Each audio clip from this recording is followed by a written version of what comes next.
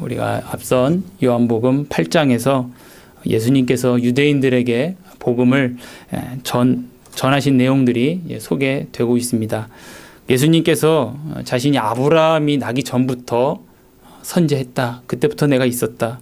그 이전에도 내가 존재했다. 이렇게 말씀하자 유대인들이 거기서 분노를 하고 돌로 쳐서 예수님을 죽이려 했는데 예수님께서 그 성전을 유유히 빠져나가셨습니다. 이런 일이 있었음에도 불구하고 오늘 말씀 보면 예수님께서 여전히 예루살렘을 즉시 떠나지 아니하시는 그런 모습을 봅니다. 왜냐하면 예수님께서는 아버지의 이 뜻에 따라 예루살렘에서 하실 일이 남아 있었기 때문입니다. 오늘 4절 말씀을 보면 예수님께서 말씀하시기를 때가 아직 낮음에 나를 보내신 이의 일을 우리가 하여야 하리라. 밤이 오리니 그때에는 아무 일도 할 수 없느니라 이렇게 하셨습니다. 알다시피 노동자는 낮에 일하고 또 밤에는 어두워서 일을 할 수 없듯이 예수님께서는 자신이 이 땅에서 사역하시는 그 기간은 해가 떠 있는 낮이라고 표현하시면서 본인이 이 땅에 계실 때 완수할 사역이 있음을 오늘 이렇게 말씀하셨습니다. 오늘 본문에서 예수님께서 아버지께서 보내시며 맡기신 그 일을 온전히 행하시는 모습을 우리가 또한 보게 됩니다. 오늘 1절을 보면 길에서 예수님과 제자들이 날 때부터 맹인된 사람을 보았습니다. 맹인의 형편은 참 누가 봐도 불쌍하기 짝이 없었던 것 같습니다. 이 사람은 선천적으로 맹인이 된 사람이었고 또 8절 말씀을 보면 앉아서 구걸하던 자라고 이렇게 소개해 주고 있습니다. 우리가 지난 주일에 우리 담임 목사님께서 성전 미문에 구걸하던 그 안진뱅이의 비참한 형편을 자세히 설명해 주셨는데 그걸 잘 상기해 주시면 좋겠습니다. 이 맹인은 그 안진뱅이의 신체 장애 부위만 달랐지 그 밖에 거의 모든 형편은 그 안진뱅이와 같았을 것으로 여겨집니다. 그래서 예수님의 제자들은 이 날 때부터 맹인된 사람을 보면서 야, 어찌 이렇게 비참한 인생이 있을 수 있는가 이런 생각을 했을 것입니다. 또 왜 이 사람은 나면서부터 이런 비참함을 겪어야 하는가를 생각할 수밖에 없었을 것 같습니다. 또 2절 말씀을 보면 제자들이 자신들의 이런 고민에 대해서 예수님께 엿주는 그런 내용이 나옵니다. 2절을 제가 읽겠습니다. 제자들이 물어 이르되 랍비여 이 사람이 맹인으로 난 것이 누구의 죄로 인함이니까 자기니까 그의 부모니까. 예수님의 제자들이 인간의 고통과 이 비참함이 죄로 말미암았다고 이렇게 생각하는 것은 당연한 것입니다. 왜냐하면 성경이 바로 인간의 이 수고와 이 고통이 아담의 범죄로 말미암아 시작되었음을 이미 알려주고 있고 또 하나님께서 죄를 미워하시고 때로는 그 죄에 대하여 벌을 내리심을 성경이 우리에게 보여주고 있기 때문에 그러합니다. 그리고 또 부모의 죄의 결과가 자녀에게 미친다고 오늘 제자들이 지금 생각하고 있는데 이것도 당연한 이유가 출애굽기 20장 5절에 하나님께서 말씀하시기를 나를 미워하는 자의 죄를 갚되 아버지로부터 아들에게로 3, 4대까지 이르게 하거니와 라고 이렇게 말씀하셨었기 때문에 그러합니다. 그러나 우리가 잠깐 이 출애굽기 말씀을 한번 자세히 이해한다면 이 출애굽기 20장 5절의 의미는 하나님께서 이 부모의 죄값을 그 자녀들이 대신 치르게 하거나 또는 부모와 자녀들이 그 죄값을 같이 치르게 한다는 의미가 아닙니다. 왜냐하면 에스겔서 18장 20절에서 하나님 말씀하시기를 아들은 아버지의 죄악을 담당하지 아니할 것이요 아버지는 아들의 죄악을 담당하지 아니하리니 의인의 공의도 자기에게로 돌아가고 악인의 악도 자기에게로 돌아가리라 라고 하셨기 때문에 그렇습니다. 이게 원리인데 바로 자기의 죄값은 자기가 받는다라는 것입니다. 우리가 이렇게 생각하면 또 그럼 왜 아담이 범죄했는데 우리가 그 범죄의 결과가 우리에게 미칩니까? 혹시 이렇게 생각하시는 분도 있을 것 같습니다. 근데 이것은 다른 경우입니다. 아담은 하나님 앞에서 모든 인류의 대표자입니다. 그래서 아담이 이 언약과 관련해서 행한 모든 것의 결과는 모든 인류에게 미치게 되어 있습니다. 언약의 대표자이기 때문에 그렇습니다. 그러나 아담을 제외한 인류들은 서로 간에 이런 언약적 대표자일 수 없기 때문에 아담 이후에 인류 간에는 아담과 인류 간의 그런 관계가 성립될 수가 없습니다. 그러므로 이 출애굽기 20장 5절의 의미는 하나님께서 부모의 죗값을 자녀에게 찾는 것이 아니고 또 함께 그 죗값을 지는 것도 아니라는 것이고, 이 의미를 생각한다면 바로 하나님께서 오늘 이 출애굽기 20장 25절에 나를 미워하는 자의 죄를 갚되 아버지로부터 아들에까지 3, 4대까지 이르리라, 이것은 하나님께서 자신의 특별한 은총을 베풀지 않겠다, 이런 의미로 이해하면 될 것 같습니다. 좀 예를 든다면 우리가 농약을 치면 농약 치는 곳에는 해충이 자라지가 않죠. 해충이 없을 것입니다. 그러나 농약을 치지 않는 곳에는 해충이 창궐할 것입니다. 누가 거기다 해충을 심어놨겠습니까? 뿌렸겠습니까? 저절로 자라는 것이죠. 이처럼 하나님의 은총이 그친 곳에는 우리 안에 있는 악이, 본래적인 악이 마구마구 꽃을 피우는 것입니다. 특별히 하늘에서 유황불이 떨어져야지 그 농사를 망치는 것이 아니라 항상 내려주던 햇빛과 공기 그리고 물이 중단되면, 그치면 그 농사는 다 망치는 것과 같은 것입니다.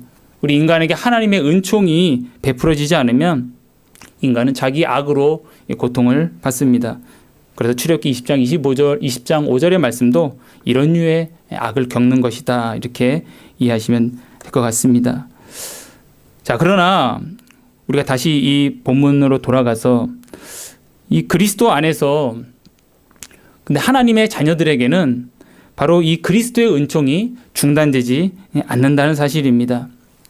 바로 갈라디아서 3장 13절 말씀대로 그리스도께서 우리를 위하여 저주를 받은 바 되사 율법의 저주에서 우리를 속량하셨기 때문에 하나님의 자녀에게는 더 이상 저주라는 것이 있을 수가 없습니다. 그래서 사도 바울은 로마서 8장 31절에 고백하기를, 만일 하나님이 우리를 위하시면 누가 우리를 대적하리요?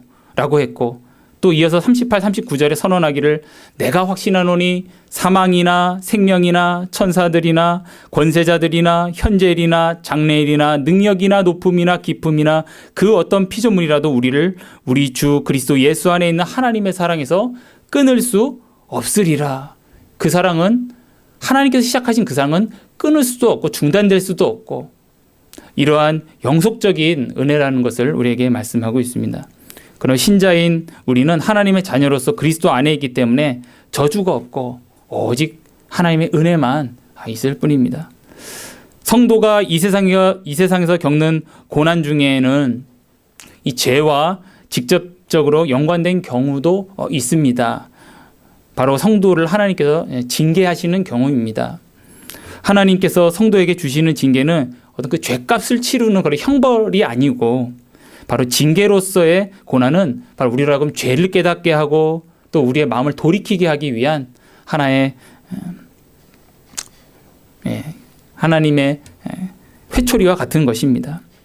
그래서 히브리서 12장 5절 6절을 보면, 내 아들아 주의 징계하심을 경히 여기지 말며 그에게 꾸지람을 받을 때 낙심하지 말라.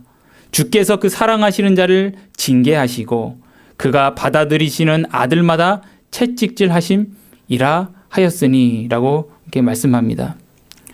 하나님께서 사랑하시기 때문에 우리를 온전케 하기 위해서, 그리스도 안에서 자라가게 하기 위해서 우리를 때로는 우리가 잘못된 길로 갈 때 어떻게 보면 극약처방이라는 말로 표현할 수 있듯이 징계를 하신다는 것입니다.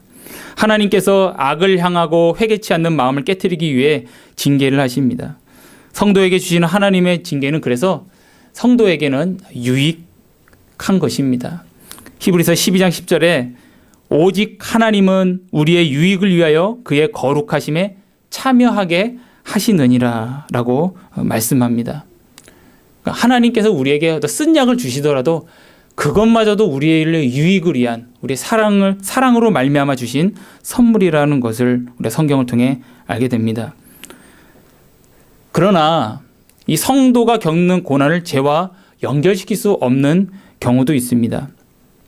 즉 다시 말씀드리면 성도가 겪는 고난 중에는 이유를 알 수 없는 고난도 있다는 것입니다. 우리도 실제적으로 우리 주변에 있는 분들을 보자면 어떻게 저렇게 경건한 성도가에게 저런 일이 있을 수가 있을까 싶을 정도로 고난을 겪는 분들을 종종 보곤 합니다. 우리 성경을 통해서 가장 잘 아는 예는 욥입니다. 욥은 의인이고 경건한 자였는데 그 누구보다도 이 비참한 처지에 있었습니다. 그가 몹시 그런 고통을 겪었던 것은 죄 때문이 아니었다는 것을 우리가 욥기를 통해서 잘 알게 됩니다. 그러나 또 하나님의 실수였던 것도 아닙니다. 하나님은 어떠한 계획을 분명히 갖고 계셨습니다. 그런데 그 계획은 너무나 비밀하여서 다만 우리에게 알려질 수가 없고 우리가 알 수 없는 그런 것이었습니다. 그러나 이러한 이유를 알 수 없는 성도의 고난도 이 고난조차도 성도에겐 또한 결과적으로 유익하다는 사실을 우리가 또한 깨닫게 됩니다. 성도는 그 고난을 통하여 마치 지옥과 같은 터널 속으로 들어가기도 하지만 그 지옥과 같은 터널 속에서 그 어두운 터널인데도 거기에서도 하나님께서는 그 성도에게 견인의 은혜로 붙들어 주시고 그 캄캄한 가운데서도 진리의 빛을 그에게 비춰주시고 그리고 그 가운데서 그 과정을 통하여 그의 믿음을 더 순수하게 만드시고 견고하게 하시는, 그래서 하나님께서 오히려 그걸 말미암아 그를 오히려 유익을 끼치시는 그 열매를 저희들이 보게 됩니다. 그러므로 성도인 우리가 그런 과정을 통하여서 왜 하나님이 나에게 이런 고난을 주시는가를 이해하지 못할지라도 그 과정을 하나님의 나에게 주신 유익이라는 믿음으로 하나님을 의지하며 하나님께 더 가까이 가는 계기로 삼는다면 성도인 우리가 이전보다 더 주님을 의지하게 되고 더 순종하고 더 인내하게 되는 그런 열매가 우리에게 아름답게 맺힐 것입니다. 그래서 욥기 23장 10절에 욥이 이유를 알 수 없는 고난을 당하면서 이렇게 고백했습니다. 그러나 내가 가는 길을 그가 아시나니 그가 나를 단련하신 후에는 내가 숨금같이 나오리이다.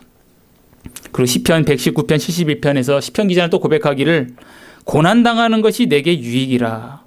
이로 말미암아 내가 주의 율례를 배우게 되었나이다 라고 말씀하고 있습니다. 이 모든 것을 통해서 하나님께서는 토기장이처럼 우리 성도인 우리를 빚으시고 온전하게 하시는 것입니다. 하나님께서 우리에게 주시는 모든 손길들 가운데는 우리의 유익을 위한 것이 아닌 것이 아무것도 없음을 우리가 알게 됩니다. 그러나 이 고통과 비참함이 죄로 말미암았다는 생각을 갖고 있는 이 제자들에게 눈에는 이 지금 나면서부터 이 맹인이 된 이 사람을 보며 대체 이 사람은 누구 죄 때문에 이런 것인가 라는 생각을 갈 수밖에 없었습니다. 이에 대하여 예수님께서 오늘 이 3절 말씀에 이 사람이 맹인된 것은 누군가의 죄 때문이 직접적 원인이 아니라는 것을 분명히 말씀하십니다. 3절 제가 읽겠습니다. 이 사람이나 그 부모의 죄로 인한 것이 아니라 하나님이 하시는 일을 나타내고자 하심이라. 예수님께서 이 사람이 날 때부터 맹인이 된 것은 누구의 죄 때문이 아니라 하나님이 하시는 일을 나타내기 위한 것이라고 오늘 말씀하셨습니다. 우리가 믿음의 눈으로 볼 때 하나님께서 택하신 자에게 있는 모든 고난은 바로 이 하나님이 하시는 일을 나타내고자 하는 그러한 뜻이 있다는 것, 하나님의 뜻이 있다는 것을 우리가 알게 됩니다. 그렇다면 이 성도의 고난 가운데 하나님께서 행하여 나타내시고자 하시는 그 일은 무엇일까요? 그 일은 바로 오늘 본문에서 예수님께서 이 맹인에게 행하신 일입니다. 오늘 예수님께서 이 맹인에게 하신 일을 우리가 크게 두 가지로 생각해 볼 수 있을 것 같습니다. 하나는 바로 육신의 눈을 뜨게 하신 그 일입니다. 6절 7절을 보면 땅에 침을 뱉어 그 침의 진흙을 이겨 그의 눈에 바르시고 이르시되 실로암 못에 가서 씻으라 하시니, 실로암은 번역하면 번영을 받았다는 뜻이라, 이에 가서 씻고 밝은 눈으로 왔더라 라고 말씀합니다. 오늘 예수님께서 참 이상한 방식으로 소경의 눈을 뜨게 하셨습니다. 우리 얼마 전에도 한 달 전쯤에 담임 목사님께서 설교를 통해서 이 귀 먹고 그리고 말 더듬는 자에 대한 설교를 하셨는데, 오늘 거기에서도 손가락으로 그의 양 귀에 놓고 침을 뱉어서 또 그의 혀에 손을 대시며 에바다 하인 그 사람이 말을 하게 되었습니다. 그때 우리가 다 같이 들었듯이 이런 신체 접촉, 이러한 예수님의 행동은 바로 예수님께서 그 순간에 그에게 믿음을 주시기 위한 것이다 라고 우리가 들었습니다. 오늘 이 본문도 저는 동일하게 이렇게 이해합니다. 예수님께서 굳이 침을 뱉어서 진흙을 이겨서 그의 눈에 바르고 어떻게 좀 거추장스러운 행동이라도 볼 수 있는데, 근데 이 행동들을 통하여 예수님은 어떤 진흙의 효력이 있다는 것이 아니라 그에게 그 순간 믿음을 주셨다는 것입니다. 그래서 오늘 이 맹인이 믿음을 가졌다는 것을 우리가 알 수 있는 것이, 오늘 이 사람이 눈에다 진흙을 바른 상태에서 예수님이 실로암에 가라고 하니까 실로암이 진짜로 가는 것을 보게 됩니다. 한번 이 맹인의 입장을 한번 생각해 보십시오. 그 사람은 눈에다 뭘 발랐는지 아마 몰랐을 수도 있습니다. 그렇지만 뭔가 발랐다는 것을 알았겠죠. 그것이 진흙이었죠. 그 보는 사람들은 어떻게 생각했겠습니까? 저 사람 눈에다가 진흙은 발라놓고, 그리고 앞도 못 보는 사람이 실로암을 찾아 누군가 도와줬겠죠. 하여간 그 가는 모습이 얼마나 우스꽝스러웠겠습니까? 그런데 오늘 이 맹인은 정말 어떻게 보면 합리적인 생각으로는 이해할 수 없는 행동을 열심히 하셨고, 그거를 또 실천하라고 가라고 하셨는데도 불구하고 내가 그런 짓은 못하겠습니다라고 말하는 것이 아니라 그대로 순종하여서 앞도 못 보는 사람이 도움을 받아 실로암까지 갔다 와서 실제로 거기서 눈을 씻고 밝은 눈이 되었습니다. 믿음이 없이는 결코 이 일을 할 수 없다는 사실을 우리가 잘 알고 있습니다. 즉 오늘 예수님께서 이 맹인에게 하신 일, 하나님께서 오늘 예수님을 보내시어 시키신 일, 그것은 단순히 육신의 눈을 뜨게 하신 것만이 아니라 바로 이 사람에게 믿음을 주시고 바로 생명의 빛을 주시는 일이라는 사실을 우리가 알게 됩니다.